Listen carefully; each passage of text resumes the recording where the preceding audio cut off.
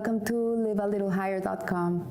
This week we read Parasha Beshallach, and this reading contains many significant narratives which demonstrates Hashem's love for the Jewish people. Like it's undeniable. We see that's a miracle after a miracle.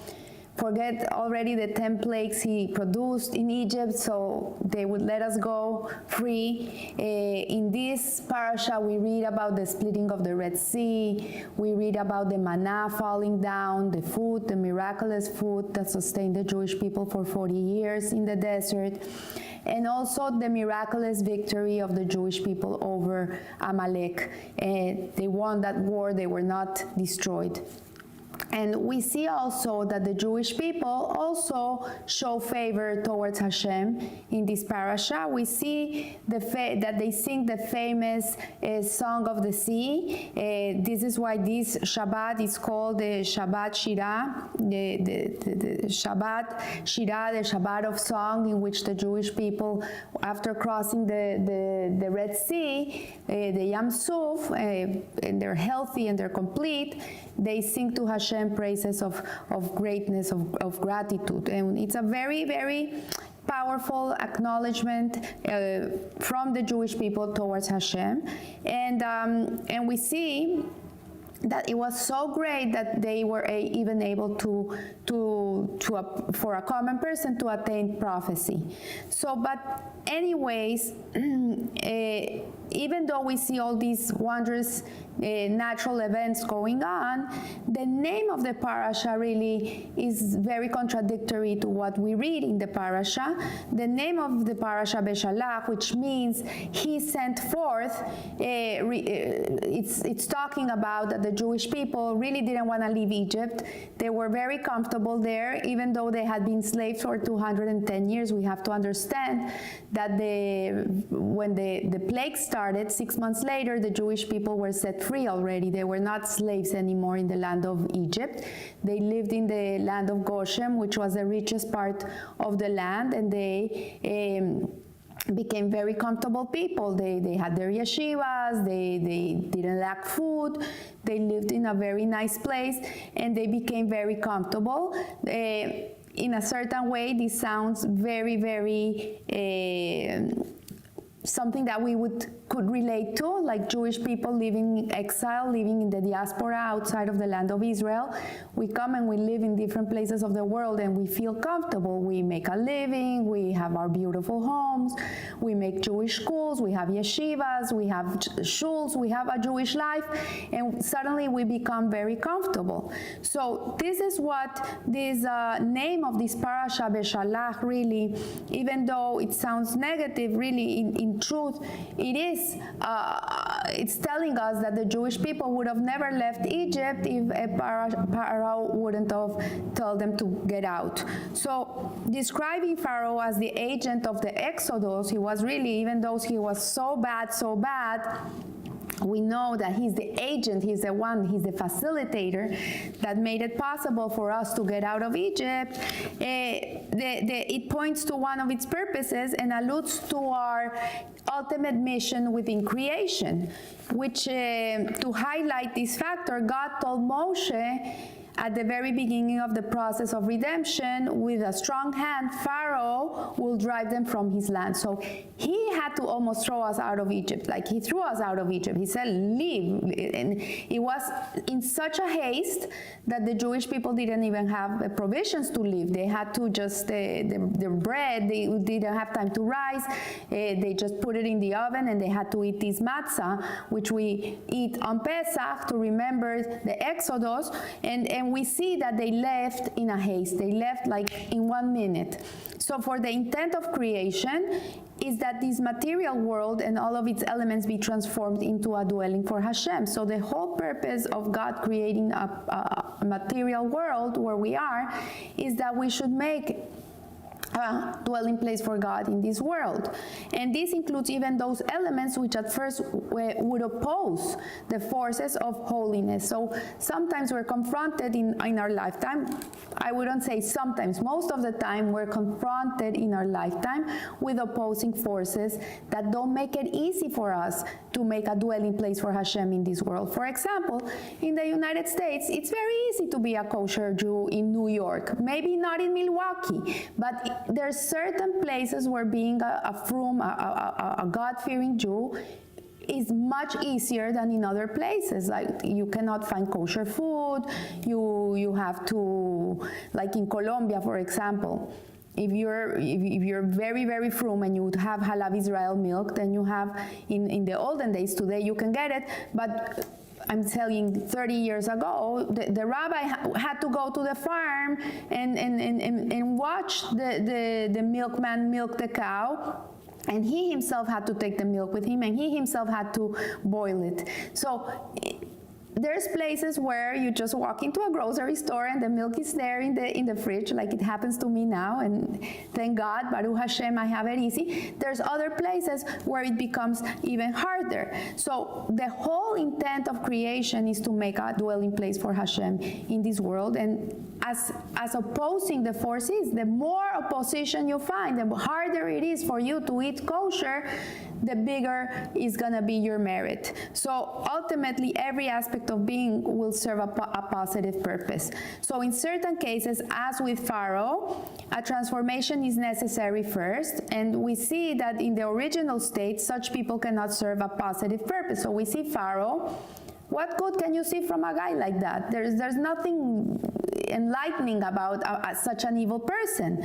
So here what it says is that their destruction is their purification. So when he threw the Jewish people out of Egypt, and then he decided to follow them, and because he realized he needed workers, he's missing the Jews, and his head went the other way, and he went after them.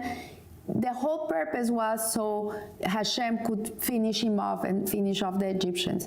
So the purpose of the destruction of the ancient Egyptian culture was the source of their purification. So this concept is highlighted by prophecies of the times of the redemption, which say, "And I will rid the land of dangerous animals."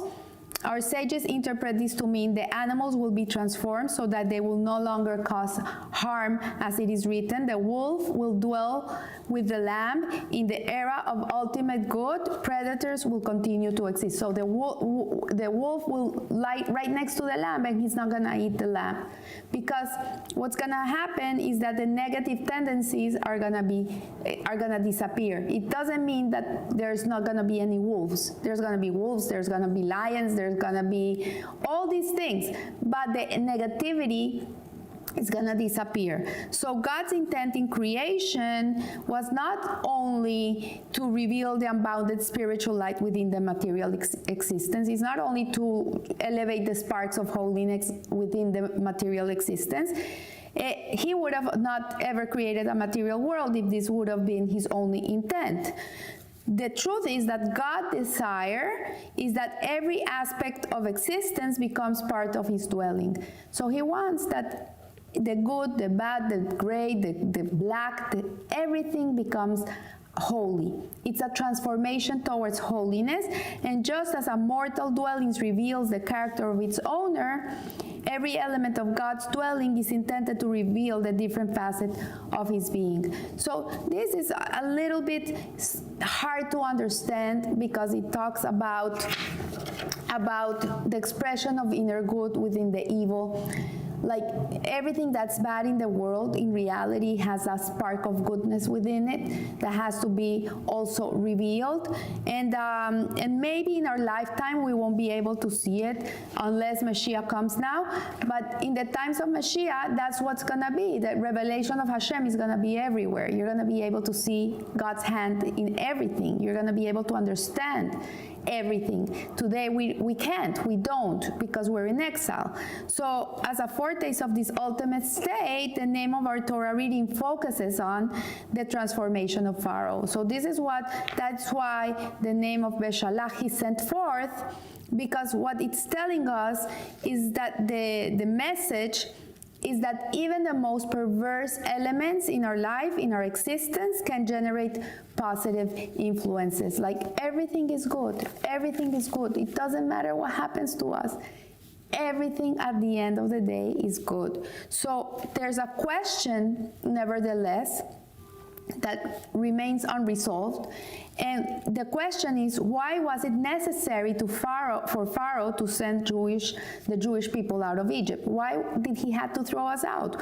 Why were the Jewish people not eager to leave Egypt? This is a question. What did they have after 210 years of slavery? They went through the worst Holocaust in the history of the Jewish history. Like, today we have goosebumps with the Holocaust of our time. If we would go back to those days and we would think of what happened, it's like 6 million was little amount of people. And the babies that were killed, and the Pharaoh would bathe in their blood, and the suffering of the people was humongous. And it was for 210 years. So one might say that we had no reason to hurry out, because at the end, the Jewish people were comfortable. They were not being harassed. They were not being enslaved. They had a beautiful life. And but the truth is that they should have had a desire to leave Egypt, regardless.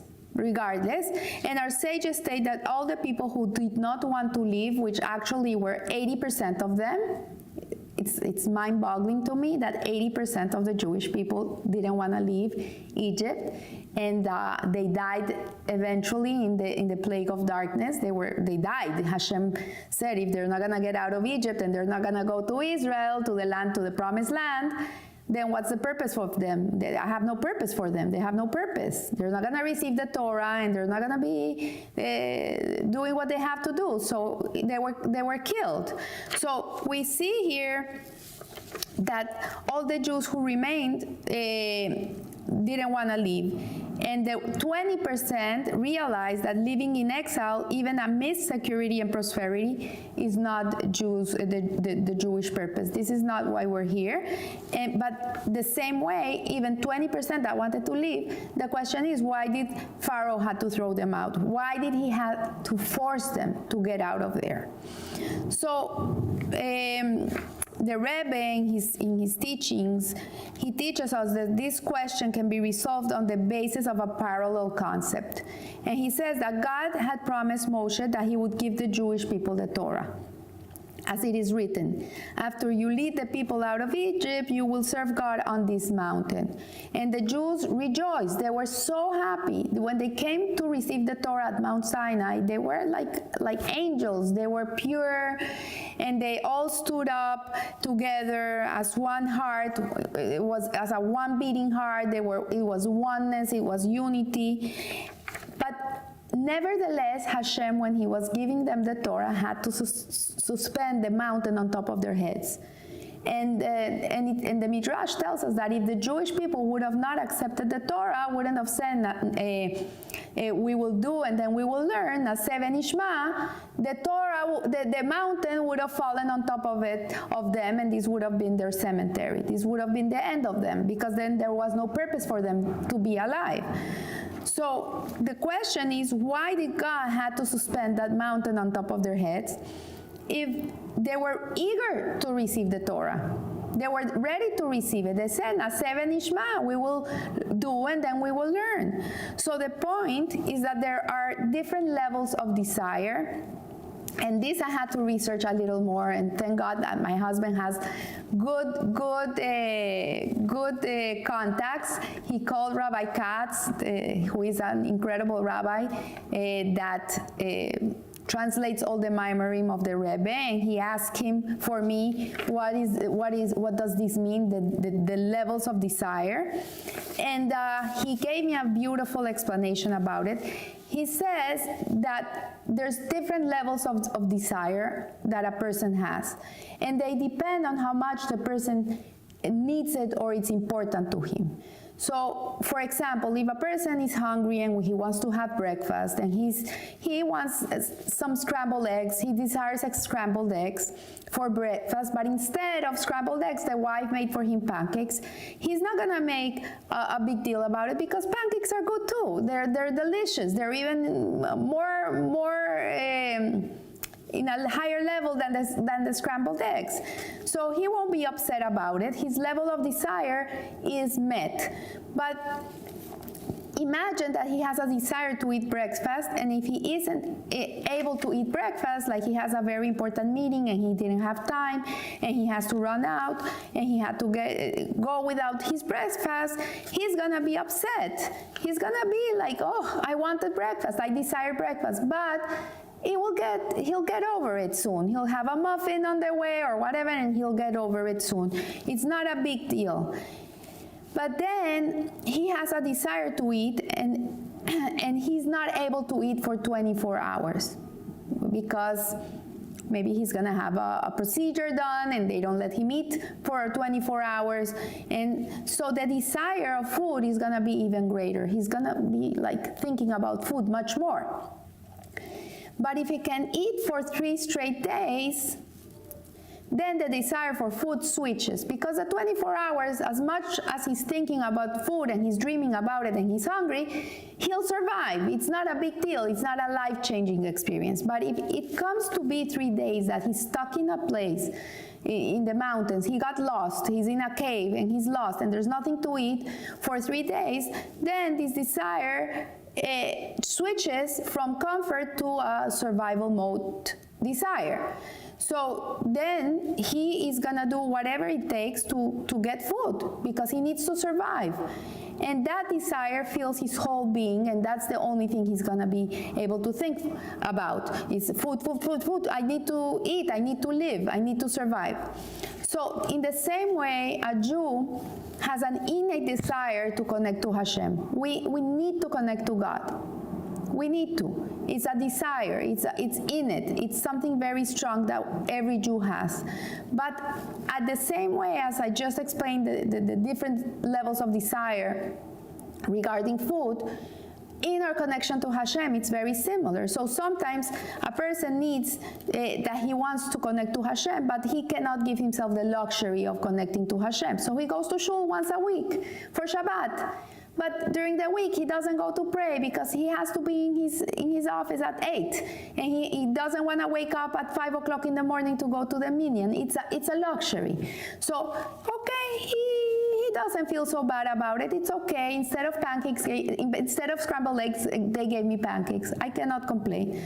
A higher level is like he misses doing a mitzvah. Like this person had the opportunity, he prays Tehillim every day, and suddenly the day went and he was not able to do Tehillim, and it's nighttime and he already can't do it.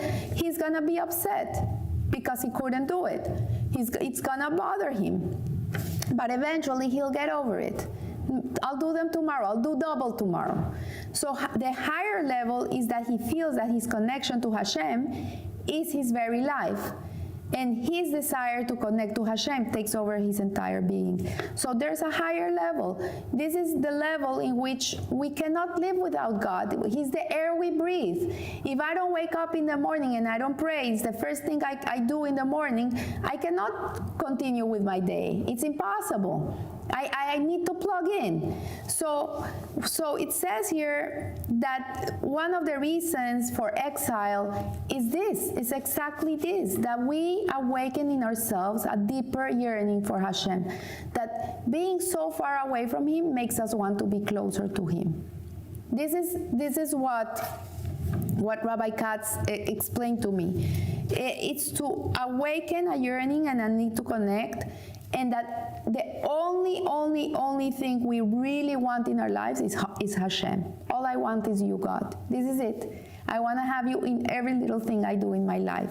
So we see here that God wanted the Jewish people to accept the Torah with a total commitment. This is what he wanted from us. He didn't want us to be forced into it, to feel that we have to accept it. He wanted that we have feelings of yearning that are so powerful, that it was if our lives depended on it. Like we felt that if we didn't get the Torah, we would not be able to survive. So we were not capable of summoning up this level of commitment on our own. We cannot get to that place on our own.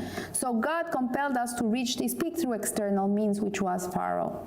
He made it so hard for us in our life in Egypt that he was the one that had to push us to get to this place. So similarly, with regard to the Exodus, God wanted the Jews to desire freedom with a deeper than ordinary will, and therefore he brought about circumstances that awakened profound and encompassing commitment.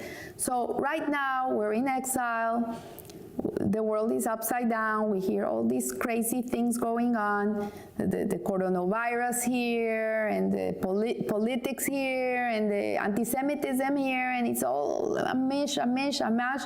But all these forces that are opposing forces, that seem bad forces, in reality contain within them the secret of yearning for God, of wanting a better life, of wanting to be connected to Hashem, and to feel that He's our lifeline, He's the air we breathe. This is what it is. So I want to wish you a blessed week, and remember, live a little higher. Thank you.